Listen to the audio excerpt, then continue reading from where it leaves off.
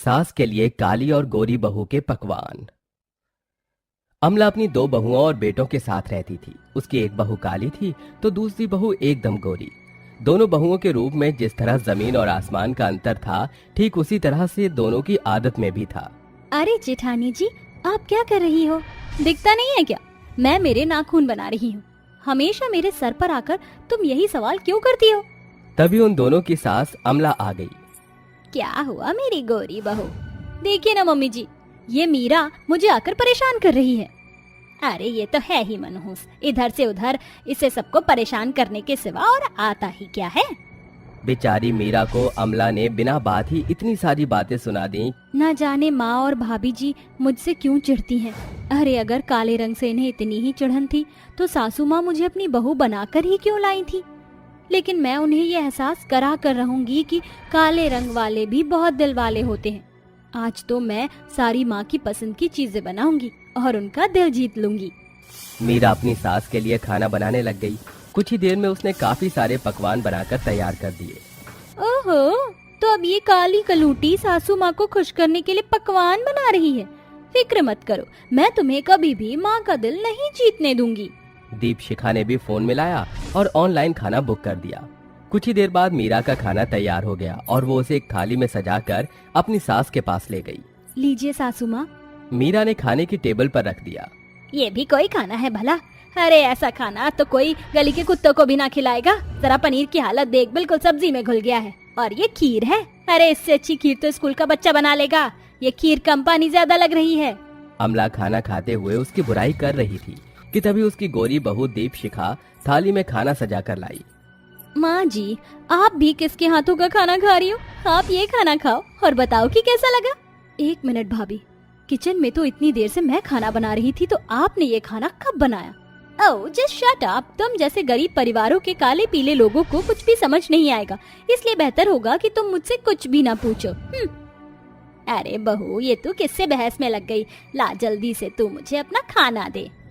अमला ये अच्छे से जानती थी कि वो खाना बाहर से मंगवाया हुआ है, लेकिन फिर भी उसने अपनी गोरी बहू का खाना खाकर बहुत तारीफें की और मीरा के बनाए खाने को एक तरफ कर दिया। मीरा दुखी होकर रसोई में आ गई। मैं अच्छे से जानती हूँ कि वो खाना जेठानी जी ने नहीं बनाया है, लेकिन फिर भी माँ हमेशा उनकी ही क्यों तरफदारी करती है। मैं चाहे जो कर लूँ, उन्हें कभी भी मेरा बनाया हुआ खाना पसंद क्यों नहीं आता है। शायद ये सारी मेरे रंग की ही खता है। पता नहीं ये दुनिया काले गोरे में भेद करना कब छोड़ेगी। मीरा को अपनी सास की इन बातों का सामना रोज ही करना पड़ता था, लेकिन वो हर रोज ये कोशिश करती थी कि वो किसी तरह अपनी सास का दिल जीत ले। इसी तरह से दिन बीतते जा रहे थे। एक दिन बहू, ओ बहू। अमला की बात सुनकर वहाँ मीरा आ गई। जी माँ। अरे जब भी चांद को देखना चाहती हूँ मैं तो दाग पहले आ जाता है। अरे कल्लो, मैं तुझे नहीं बुला रही हूँ, बहू को भेज, बहू को। तभी वहाँ दीपशिखा भी आ गई। जी माँ, आपने मुझे बुलाया? हाँ बहू, आज मैं तेरे हाथ का बना खाना खाना चाहती हूँ। तभी मीरा बोल पड़ी। पर माँ, मैंने आपके लिए। चुप कर, दिखता नहीं सास बहू आपस में बात कर रही है। अमला ने यूं ही मीरा को चुप करा दिया। मम्मी जी, अगर आपका बढ़िया खाना खाने का मन है तो मैं अभी ऑनलाइन खाना मंगा देती हूँ। अरे नहीं, मुझे तेरे हाथों का बना हुआ खाना खाना है। मुझे खाना वाना बनाना नहीं आता है, मैं तो बस 2 मिनट में बनने वाली मैगी बना सकती हूँ। तू अपने हाथों से बनाकर वही दे दे। अरे लगता है कि ये बुढ़िया आज मुझसे खाना बनवा कर ही मानेगी। चलो कोई नहीं। दीपशिखा अपनी सास के लिए बेदिली से खाना बनाने चली गई। बेचारी मीरा ने अपनी सास को खुश करने के लिए 7 चीजें बना रखी थी, लेकिन अब वो उन सब का क्या करती। मीरा बहुत उदास थी। ओहो, इस बुढ़िया के लिए मुझे मैगी बनानी पड़ेगी। पता नहीं मैं ये सब क्यों कर रही हूँ। दीपशिखा ऐसे ही बड़बड़ाते हुए मैगी बना रही थी कि तभी वहाँ पर मीरा आ गई। आपको माँ जी के बारे में ऐसा नहीं बोलना चाहिए जेठानी जी। ओहो, आ गई सच्चाई की काली पड़ी मूरत। जो भी हो जेठानी जी, आपको तो खुश होना चाहिए कि माँ आपके हाथ से बनी मैगी भी खाने को तैयार है। और एक यहाँ मैं हूँ जिसने आज 7 पकवान बनाए थे। लेकिन मीरा की बात पूरी भी नहीं हुई थी जो दीपशिखा ठहाके मारकर जोर जोर से हंसने लगी। क्या हुआ? अरे देखो तो जरा, तुम्हारे हाथों के बने 7 पकवान मेरी मैगी के आगे बेकार है। मुझे तो हंसी आ रही है। जो भी हो, एक दिन मम्मी जी मेरे हाथों का बना खाना भी खुशी से खाएंगी। मुझे यकीन है कि वो एक ना एक दिन तो मुझे भी अपनी बहू के रूप में अपना ही लेंगी। वैसे इस मामले में तुम लकी हो कि वो बुढ़िया ज्यादा तुम पर नहीं लटकती है, वरना मेरा तो जीना मुश्किल कर रखा है। दीपशिखा ऐसा बोल ही रही थी कि तभी उसकी मैगी जल गई। अरे रे रे, ये क्या हो गया? अब उस बुड्ढी को मैं क्या खिलाऊंगी? जब कोई इंसान खाना बेदिली से बनाता है तो वो बिगड़ ही जाता है, क्योंकि खाना सिर्फ खाना नहीं, अपनों के लिए मोहब्बत को बयां करने का एक जरिया होता है, और जहां मोहब्बत ना हो वहां खाना कभी स्वादिष्ट बन ही नहीं सकता। अमला ने ये बात किचन में आते हुए बोली। मम्मी जी, आप यहाँ कब से थी? जब से तूने मैगी बनानी शुरू की थी बहू, मैंने तेरी सारी बातें सुन ली, लेकिन मैं ये देखकर हैरान हूँ कि जिसको मैंने कभी किसी लायक नहीं समझा, उसे मेरी कितनी परवाह है, और जिसे मैंने अपनी बेटी से भी बढ़कर माना, वही मेरे लिए ऐसा सोचती है। वो मम्मी, बस चुप, मुझे कुछ भी नहीं सुनना है। मीरा बहू, मुझे माफ कर दे मेरी बच्ची, मैंने कभी भी तेरे साथ अच्छा सुलूक नहीं किया। माँ, आप ऐसे माफी मत मांगो, मुझे शर्म आ रही है। आप मेरी माँ हो और माँ कभी माफी नहीं मांगती। तू कितनी अच्छी है मीरा, तेरे दिल बेइंतहा साफ है। मुझे मेरी गलतियों के लिए माफ कर दे, और मैं तेरे हाथों का बना खाना खाना चाहती हूँ। अपनी सास की बात सुनकर मीरा को बहुत खुशी हुई और उसने अपने सातों भोग को अच्छे से थाली में सजाकर अपनी सास के आगे रख दिया। वाह, इसे कहते हैं खाना, मैं तो फैन हो गई। अमला के मुंह से मीरा की इतनी तारीफें सुनकर दीपशिखा को भी उसकी गलती का एहसास हो गया और उसने भी मीरा और अमला से माफी मांगी। बहू, अमीरी ने मुझे भी अंधा कर रखा था, लेकिन जब जागो तभी सवेरा। तू अब ज्यादा मत सोच। माँ ने सही कहा भाभी। अब दोनों देवरानी जेठानी बहुत मिलजुल कर रहती थीं और अब सब कुछ ठीक हो चुका था। संध्या रसोई में बैठी रोटी बना रही होती है। इतने में अनिल थका हारा घर आता है। अनिल बेटा, आ गया तू? संध्या बहू, अनिल के लिए पानी ले आ। लाई सासू माँ। संध्या जल्दी से पानी लाकर अनिल को देती है। ये लीजिए पानी, जल्दी से हाथ मुंह धो लीजिए। माँ जी और बाबूजी कब से आपकी ही बात जो रहे थे कि आप आएंगे तब सभी साथ में खाना खाएंगे। अनिल ने उदास होकर कहा।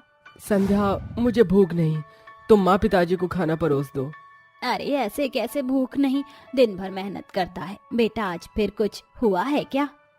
क्या बताऊं माँ, सारा दिन भरी गर्मी में भूखे प्यासे भट्टी पर ईंट ढो ढोकर कंधे और हाथ छिल जाते हैं, और फिर शाम को जब दिहाड़ी देने की बारी आती है तो मक्खन लाल अपनी मक्कारता पर उतर आता है।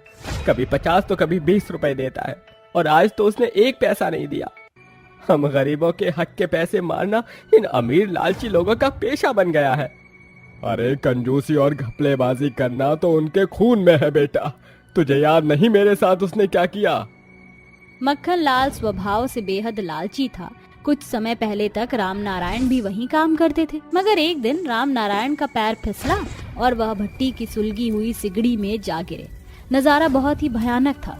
राम नारायण की जान तो बच गई, मगर उनके शरीर का आधा हिस्सा आग में झुलस गया, और ऐसे में उनके जले हुए शरीर को देखकर जहां कहीं वह काम ढूंढने जाते, लोग उन्हें घिन भरी नजरों से देखकर दुत्कार कर भगा देते। ऐसे में घर चलाने की जिम्मेदारी अनिल ने उठा ली। मैं खाना लगाती हूँ, वरना रोटियां ठंडी हो जाएंगी। संध्या सभी को खाना परोसती है। सभी की थालियों में प्याज के कुछ टुकड़े और रोटी रखी थी, जिससे उनके घर में छाई गरीबी झलक रही थी। तभी बहू की नजर रसोई में रखी अचार की बरनी पर जाती है। सासू माँ, ससुर जी, जरा ठहरिए। बहू जल्दी से बरनी से एक एक आम का अचार सभी की थाली में दे देती है। संध्या, ये आम का अचार कहाँ से आया? अजी, वो कल मैं माँ से मिलने गई थी ना, उन्होंने आम का बहुत सारा अचार बनाया था, इसलिए एक बरनी अचार मुझे भी दे दिया। सभी ने आम का अचार के साथ अच्छे से खाना खाया और राम नारायण ने कहा। अरे संध्या बहू, इन आम के अचारों का स्वाद तो बहुत ही अनोखा है। इससे तो इंसान बिना साग सब्जी के भी पेट भर कर रोटी खा ले। ऐसे ही समय बीतता गया। एक दिन संध्या बाजार में सब्जी खरीदने जाती है, जहाँ एक अचार की ठेली पर ग्राहकों की बड़ी भीड़ लगी होती है, जिसे देखकर संध्या की आंखों के सामने गरीबी से उभरने की राह नजर आती है। आजकल बाजार में अचार की कितनी बिक्री है। अभी बाजार में कच्ची कैरी का भाव भी सस्ता है, क्यों ना मैं आम का अचार बनाकर बेचूं। ऐसा सोचकर बहू थोक दाम पर बहुत सारी कच्ची कैरी खरीदकर बाजार से सीधे बनिया के पास आकर अचार बनाने के सौंफ, मेथी, मसाले खरीद कर घर आती है। हे राम जी, अरे बहू, ये तूने इतने सारे कच्चे आम क्यों लेकर आई है, जबकि मैंने तुझे सब्जी लाने को कहा था। इस पर बहू अपनी सास से आम का अचार बनाने का विचार साझा करती है।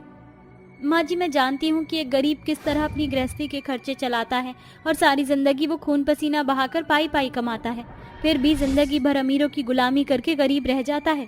बस इसलिए मैंने आज साग सब्जी ना खरीद कर उन्हें आम खरीदने में खर्च किया, ताकि हम अपनी किस्मत आजमाएं माँ जी। इसके बाद दोनों सास बहू साथ में आम का अचार बनाने में जुट गईं। जहाँ बहू ने आमों को धोकर काट कर धूप में सुखाने को रख दिया, वहीं सरला ने भी अपने सभी मसालों को अच्छे से कूटकर तैयार कर दिया और अचार बनाकर दोनों सास बहू उन्हें बाजार में बेचने पहुंच गईं। अचार ले लो अचार, कच्चे आम के अचार, ताजे खट्टे मीठे अचार। अचार बेचने की आवाज सुनकर चंदा और सांवरी नाम की दो सहेलियां उनके पास आकर कहती हैं, अरे ओ बेटी, कैसे बेच रही हो ये आम का अचार? 50 रुपए किलो है काकी। अरे इतना सस्ता अचार, जबकि अभी तो कच्चे आम ही 30 रुपए किलो है, और ऊपर से तेल मसालों का खर्चा। कहीं तुम्हारे आम के अचार में कोई कमी तो नहीं? चाहो तो चक्कर देख लो काकी। जैसे ही चंदा और सांवरी सास बहू के हाथों बने आम के अचार का अनोखा स्वाद चखती हैं तो उनकी वाहवाही करती हुई कहती है, अरे तुम्हारे आम के अचार के स्वाद ने तो दिल जीत लिया। एक काम करो, मुझे 1 किलो आम का अचार तोल दो, और 2 किलो आम का अचार हमके भी देना बहुरिया। वो कहा है ना, हमारी बहुरिया के पाँव भारी हैं, आम के अचार खाई तो मन हरिहरा जाई का। इसके बाद बहू दोनों सहेलियों को आम का अचार तौल कर दे देती है। थोड़ी देर में आम के अचार की खुशबू से सास बहू के ठेले को देखकर बहुत सारी औरतें भी आम का अचार देखकर खींची चली आती हैं, और देखते ही देखते सास बहू के सारे आम के अचार बिक जाते हैं, जिससे उन गरीब सास बहू के चेहरों पर खुशी खिल उठती है। घर आकर जब दोनों सास बहू ने पैसे गिने तो सरला ने कहा, बहू, ये अचार बेचने में तो बड़ा ही फायदा है। पहले ही दिन में हमारी लागत निकल गई, अब कल से हमें और भी ज्यादा आम का अचार बनाना होगा। इस तरह दोनों सास बहू ने पूरी मेहनत झोंक कर दूसरे दिन पहले दिन से भी ज्यादा आम का अचार बनाकर उन्हें बेचने बाजार में आई, और उस दिन भी उनके सारे अचार बिक गए। हर दिन के साथ दोनों सास बहू के बनाए आम के अचार की बिक्री बढ़ती चली गई। दोनों सास बहू पूरे बाजार में अपने आम के अचार के बेहतर स्वाद के लिए छा गई, और अब उनके आम के अचार की बरनी के बरनी बिकने लगे। अरे भाग्यवान, तुम दोनों सास बहू के अचार में ऐसा भी क्या जादू है जो ग्राहक इन्हें इतना पसंद कर रहे हैं? ये तो तुम खुद ही खाकर देख लो। राम नारायण जैसे ही सास बहू के बनाए स्वादिष्ट चटपटे अचार चखते हैं तो खुश मन से बोल पड़ते हैं, वाह भाई वाह, तुम दोनों सास बहू के हाथों में जादू है। जो कोई इस आम के अचार को खाए उंगलियां चाटता रह जाए। आम का अचार बेचकर सास बहू की गरीबी में गुजर रही जिंदगी अब अच्छी भली हो जाती है, मगर जैसा कि कारोबार में घाटा और मुनाफा होता है, वैसे ही धीरे धीरे ग्राहकों के बीच अब सास बहू के बनाए अचारों में उदासीनता भर गई। माँ जी, ये क्या हो रहा है? हमारे अचार अब पहले की तरह नहीं बिक रहे। बहू, अब हम सास बहू को अपने आम के अचार के स्वाद को बदलाव देना पड़ेगा। अब दोनों सास बहू के सामने ये समस्या खड़ी थी। सासू माँ, हमें कुछ ऐसा करना होगा कि पहले की तरह ग्राहक हम सास बहू के आम के अचारों के स्वाद की तरफ खींचे चले आए। क्यों ना हम अपने अचार में खड़े मसालों का इस्तेमाल करें, ये अचार की खुशबू पर बड़ा असर दिखाएगा। तो ठीक कह रही है बहू, और हमें आम के अचार के साथ मिक्स अचार की बरनी भी रखेंगे, जिसमें गाजर नींबू के भी अचार हो। इसी बदलाव के साथ दोनों सास बहू एक बार फिर आम का अचार बनाती है, जिससे ग्राहक फिर उनसे खूब अचार खरीदते हैं, जिससे सास बहू हर रोज खूब आमदनी कमाती, और उसे जोड़कर आखिर में वो दोनों अचार की बड़ी फैक्ट्री खोलने की सोचती हैं।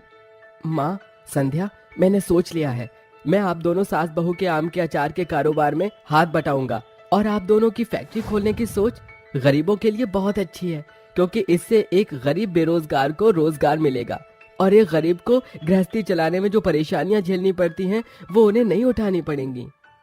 इसके बाद दोनों सास बहू ने आम के अचार की फैक्ट्री की शुरुआत की, जहां कई सारे गरीब को रोजगार मिला, और अचार की गुणवत्ता के कारण बड़े अचार ब्रांड ने सास बहू के नाम से कई सारी एडवर्टाइजमेंट कराई।